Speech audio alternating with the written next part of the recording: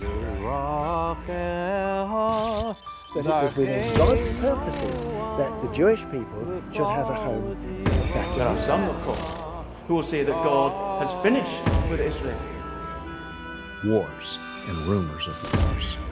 These are the birth pains of global change. In doing so, they opened the way for the restoration of the Jewish people to their ancient homeland. Did God reject his people? By no means. Romans 11, verse 1. That the destiny of Britain was actually to be the restorer of Israel, the Cyrus nation in the sovereign purposes of God.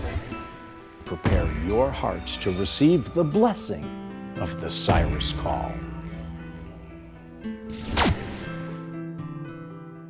Shalom and welcome to CrossTalk. My name is Randy Weiss. I'm a Jewish believer in a Jewish Messiah. His name is Jesus. As I like to often say, Jesus is Lord, and he was such a nice Jewish boy. Now that may sound funny, but it is a historic truth. Jesus and his disciples were Jewish. They read Jewish literature and spoke a Jewish language. Their audience was Jewish, and the only Bible they had was the Jewish Bible. Remember, the New Testament church did not have a New Testament. They read the Jewish scriptures and believed the Jewish prophets who foretold that God would both send the Messiah and restore the children of Israel to the biblical land of promise. Now, through this television series produced in partnership with the Hatikva Film Trust, we want you to rejoice in the fulfillment of that promised restoration of the Jewish people to the land of Israel. Our past, present, and future has always been in the hands and the heart of God. But the situation in modern Israel has been impacted by modern nations, such as Great Britain. God made an irrevocable promise to the children of Israel. The proof will be clearly seen in the Cyrus Call. I spoke to Sir Edward Grey today about the future of Palestine.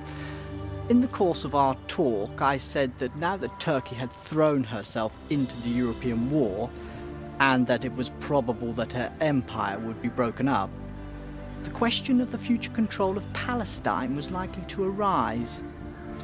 The jealousies of the great European powers would make it difficult to allot the country to any one of them. Perhaps the opportunity might arise for the fulfillment of the ancient aspiration of the Jewish people and the restoration there of a Jewish state.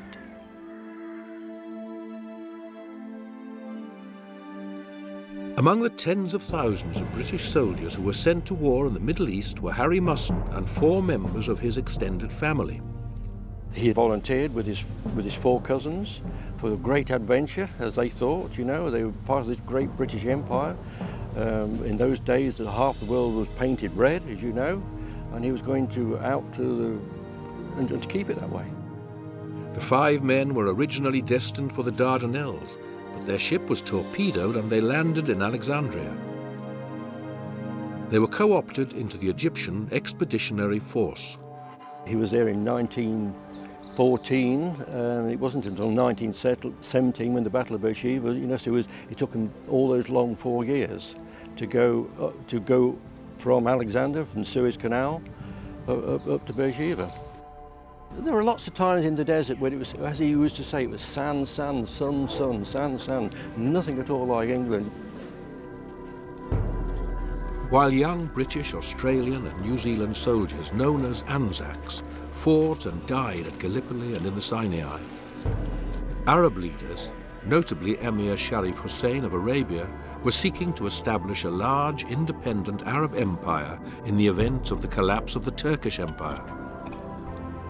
An approach was made to the British High Commissioner in Egypt, Sir Henry McMahon, which resulted in correspondence sometimes referred to as the Hussein-McMahon Agreement. First, the deal with Sharif Hussein had no legal validity. It was just only exchange of letters.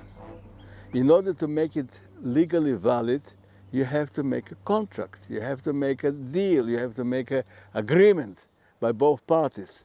Here was just an exchange of letters without inconclusive correspondence, and more disagreements than agreements actually.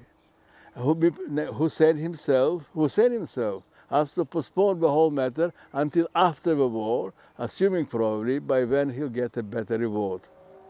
So it was actually a matter which was inconclusive and with no legal validity.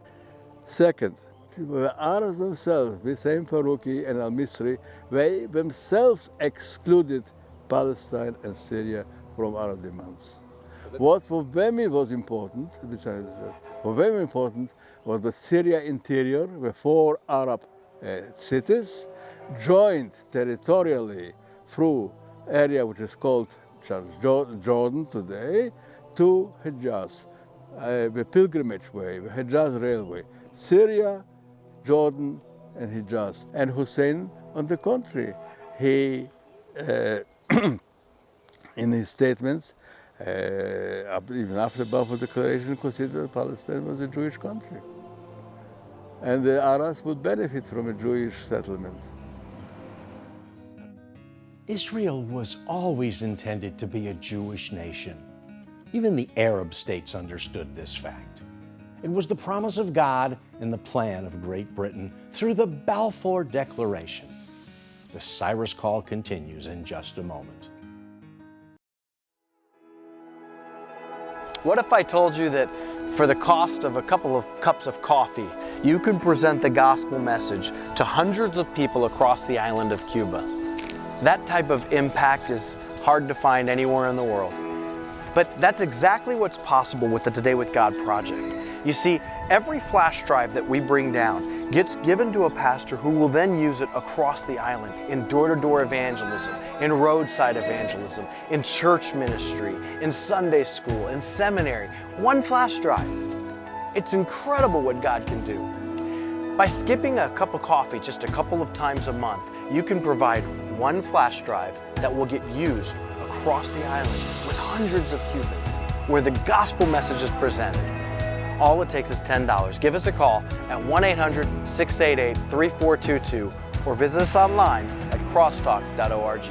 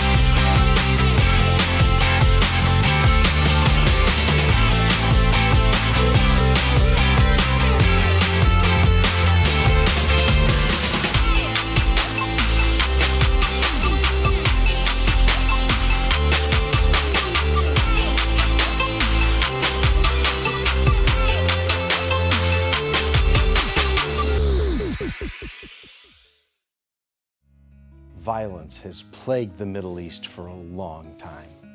Conquerors went to war to improve their geopolitical interests, and many nations wanted Israel. I believe God stirred the hearts of international leaders to bring about His desired plan for the Jewish people and our return to the land. At the same time, the British and French governments began working towards an agreement that would safeguard their particular interests in the region. The British delegate to these negotiations was Mark Sykes, and the French delegate was François-Georges Picot. The difficulty which the British were confronted at that time, but they had to bring the consent of the French, because Syria, Palestine, was considered to be under French influence. And for France, Syria and Palestine was part of France itself. It was holy over holiness, yes? And wouldn't give in. But in fact, what was written there was more than the Arabs expected themselves. recognition of Arab independence. Not recognition, but recognition should the Arabs achieve their own independence. Support and recognition by the three powers, by Britain, France, and Russia. This was actually the Magna Carta of the Arabs, which we didn't appreciate at that time. But, was a big but, was contingent on the Arab performance. If the Arabs will fight and liberate themselves, the Allies will support them and recognize them. But the Arabs, they reneged them. The Russians, due to their reluctance for France to have control over the holy places and the Holy Land, vetoed a French monopoly in Palestine. Consequently, the Russians proposed the internationalization of much of Palestine. The question now on the agenda was, what form would this internationalization of Palestine take? In late 1916, a new Prime Minister and Foreign Secretary took office. David Lloyd George and Lord Arthur Balfour replaced Asquith and Grey. By this time, the Allied forces, known as the Egyptian Expeditionary Force, were nearing El Arish and the border with Palestine, thus ensuring a sufficient buffer zone against any further Turkish and German aggression against the Suez Canal. But Lloyd George was not satisfied with a defensive policy in the Sinai. He wasn't interested in just a buffer zone for the Suez at the Sinai boundary line. He desired a campaign to drive the Turks out of Palestine, for if the war ended with Turkey still in control of that strategic land, her German ally could be a menace in the future. And as he distrusted any French involvement in the region, he also forestalled their military involvement in this campaign.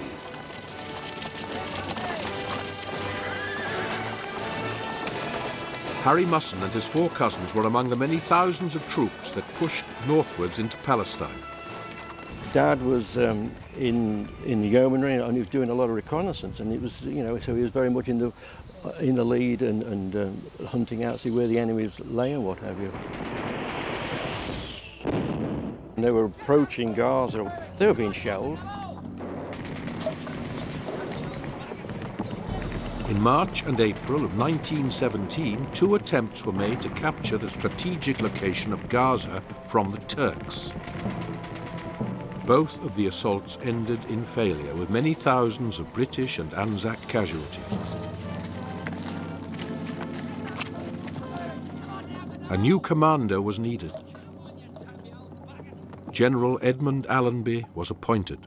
We have records of General Beauvoir de Lille in London meeting Allenby, and in it there's a conversation recorded, which my father's recorded in one of his published books, of General Beauvoir de Lille saying to Allenby, you're going to make it to Jerusalem by the end of 1917, because Allenby had said it was a rotten task to take on because of the failures thus far with the forces out there. Beauvoir de Lille says to Allenby, you've got it made, because Henry Grattan Guinness's writings refer to 1917 as a time when Jerusalem will be liberated so that the Gentiles no longer hold control and the Jews can return. Meanwhile, the British government was hard at work on a plan to provide a satisfactory political solution once Palestine had been captured from the Turks. In other words, the internationalization component would have to match their geopolitical objectives. The government invited the Zionist leadership to submit a formal proposal. Support of Zionism legitimized the British position in Palestine, which otherwise would have been based on conquest alone. And this would have been inadmissible to allies and short-lived. On July the 18th, Lord Rothschild, representing the Zionist organization, submitted an official letter outlining a Zionist proposal for a Jewish homeland in what was then Turkish Palestine. The whole scheme would be fruitless unless 3 things happened. Firstly, the military had to gain a victory on the ground and actually capture Palestine. Secondly, the Zionists' proposal fitted with Britain's imperial plans. And thirdly, the other interested parties, the French, the Russians, the Vatican, the Italians, and especially the American President Woodrow Wilson, would have to agree. He believed in the promises of God concerning the restoration of the Jews, and he was favourable to the idea then being promulgated in Britain. It is said that without a nod from Woodrow Wilson, the Balfour Declaration may never have been issued. 1917 was a prophetic year. Nations lined up to fulfill their individual destinies in the plan of God, and Israel moved closer to becoming an independent Jewish homeland through the Cyrus Call. What if I told you that for the cost of a couple of cups of coffee, you could present the gospel message to hundreds of people across the island of Cuba? That type of impact is hard to find anywhere in the world. But that's exactly what's possible with the Today with God project. You see, every flash drive that we bring down gets given to a pastor who will then use it across the island in door-to-door evangelism, in roadside evangelism, in church ministry, in Sunday school, in seminary. One flash drive. It's incredible what God can do. By skipping a cup of coffee just a couple of times a month, you can provide one flash drive that will get used across the island with hundreds of Cubans, where the gospel message is presented. All it takes is $10. Give us a call at 1-800-688-3422 or visit us online at crosstalk.org. Israel's liberation was in the air, but so was the smell of death. The promised restoration was to be fulfilled through brutal struggle by valiant warriors in the shadow of the Cyrus Call. The final vote would be taken at the War Cabinet meeting in London, scheduled for the 31st of October 1917. Military plans too had concluded, and a combined British and Anzac assault would take place here at Beersheba, also on the 31st of October. This would be the crucial military assault. Beersheba had to be captured in one day in order to maintain the element of surprise and in order to secure the crucial water supply from its ancient wells that dated back to the time of Abraham in the book of Genesis. Early in the morning of October the 31st, 1917, the British infantry attacked and later gained their objectives. Then in the early afternoon, the New Zealanders attacked and finally captured their objective, Tel Sheva, the ancient city of Beersheba.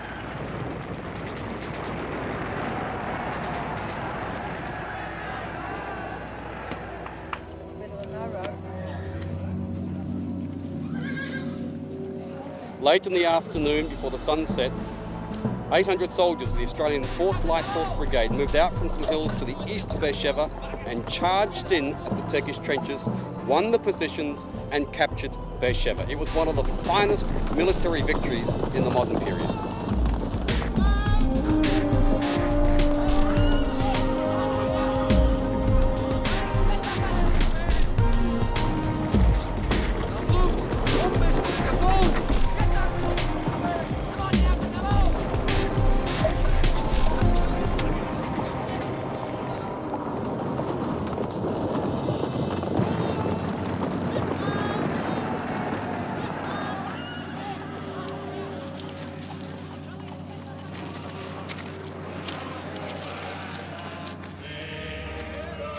The 1st of November, my father was so delighted that he would go into Beersheba, and the things that I remembered about my father was he said he actually watered his horses at the Abraham's wells.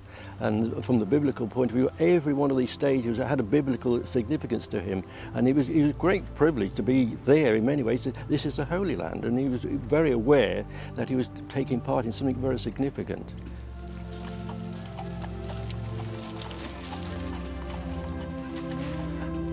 On the same afternoon as the battle, the British War Cabinet in London, unaware of the victory in Beersheba, finally ratified the wording of what became known as the Balfour Declaration. The resulting letter to Lord Rothschild was written 2 days later on the 2nd of November, the same day that news reached London of the Allied victory at Beersheba. His Majesty's government view with favour the establishment in Palestine of a national home for the Jewish people, and will use their best endeavours to facilitate the achievement of this object. It being clearly understood... Following the victory at Beersheba, Allenby's British and Anzac forces forged northward towards Jaffa and Jerusalem.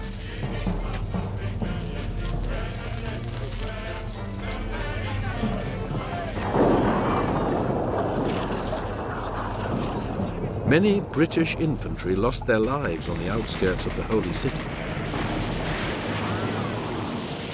After fierce fighting, especially in this place here called Nebi Samuel, in which hundreds of British infantry, Scotch soldiers and English soldiers died, and also due to poor weather, it was decided to have a break in the fighting and for reinforcements to come in, and the fighting was only renewed in the early part of December of 1917, as the troops headed towards Jerusalem, down the valley and heading up the hill in the direction of the ancient city of Jerusalem.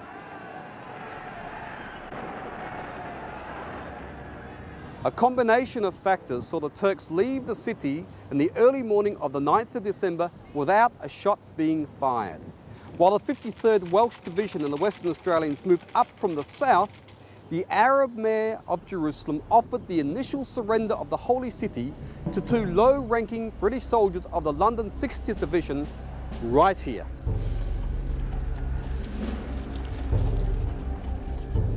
Shortly afterwards, General Shea, commander of the 60th Division, made his headquarters here at CMJ's property on Prophet Street, which was the location of the Mission Hospital and presently of the Anglican International School of Jerusalem.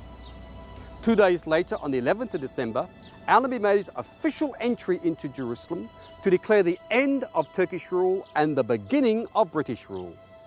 He came first to General Shea's headquarters here, before he rode to the Old City just a mile down Jaffa Road.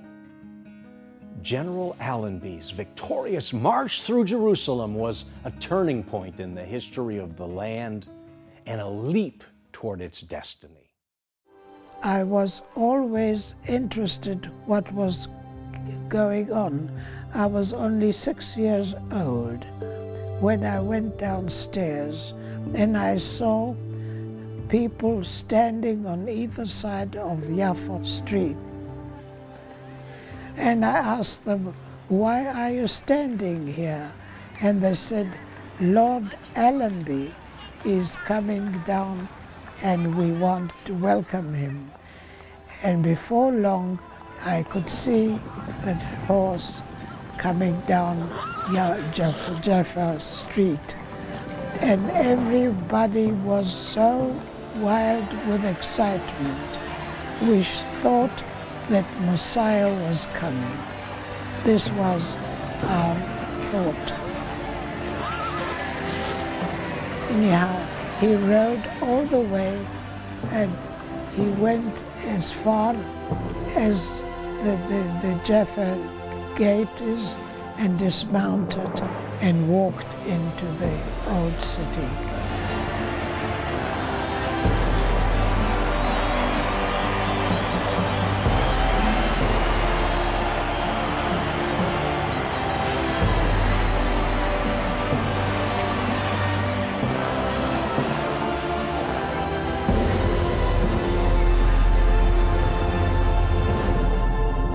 The entrance of General Allenby and the forces of the Egyptian Expeditionary Force into Jerusalem on the 11th of December 1917, during the time of the Jewish festival of Hanukkah, really was the fulfillment of that expectancy, that dream within British Christian circles for some 300 years for the restoration of the Jewish people to the land of Israel.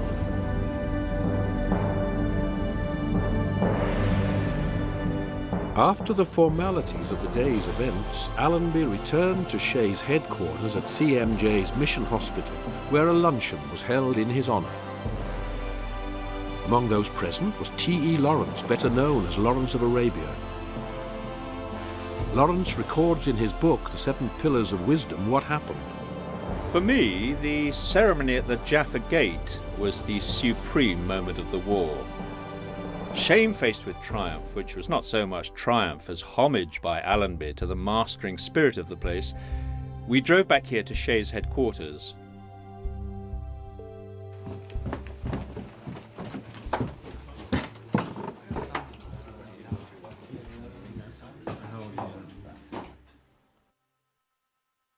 Also among those present was Francois Picot, the official French envoy to the Middle East. Gentlemen. Aides pushed about and from baskets drew a lunch, which was varied, elaborate and succulent.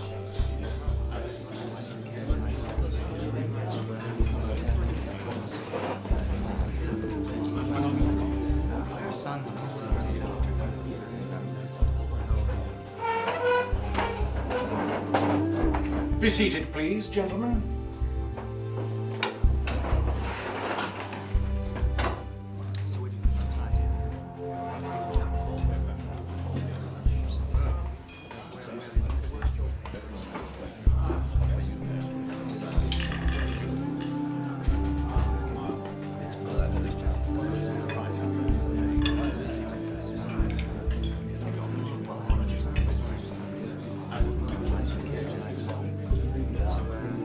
The conviviality was shattered by Monsieur Picot, the French political representative, allowed by Allenby to march in the entry, who said in his fluting voice, "Tomorrow, my dear General, I will take the necessary steps to set up a civil government in this town." It was the bravest word on record. A silence followed, as when they opened the seventh seal in heaven. Salad, chicken mayonnaise and foie gras sandwiches hung in our wet mouths unmunched, while we turned to Allenby and gaped. Even he, for the moment, seemed at a loss. And we are also at a loss. We've lost our time. So I must invite you back for the conclusion of this story of the turning point in Israel's history. Please join us for our final episode in this important TV series. If you missed any of the prior programs, this entire Hatikva Film Trust set, as well as these television programs, are available on DVD. Visit our website, www.crosstalk.org, or call the number on your screen. But whatever you do, please do not miss the finale of the Cyrus Call. Because he loves me, I will follow him. Because he loves me. Because he loves me.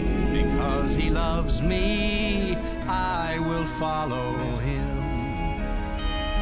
Because he loves me, I will follow